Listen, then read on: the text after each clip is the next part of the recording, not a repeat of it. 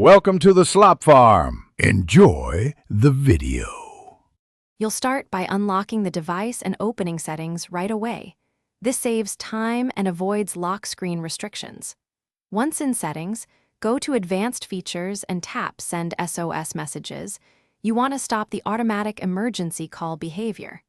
Make sure you also open Safety and Emergency to note any active alert toggles. This is the first actionable step, because disabling auto-send stops the phone from dialing 112 or 911 when the side key is. Now you'll change how the side key behaves so it won't trigger emergency calls.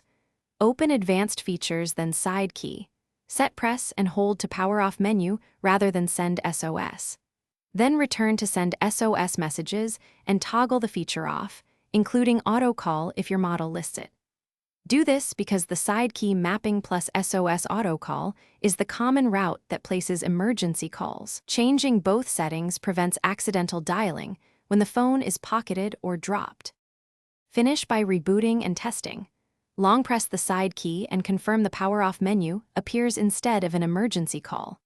If the phone still dials, boot into safe mode to see whether a third-party app is forcing SOS. Uninstall recently installed apps. Make sure your OS is up to date, and if problems persist, contact Samsung support or backup data and consider a factory reset only after you've ruled out app or software issues. Thanks for watching. Consider subscribing if we helped you today.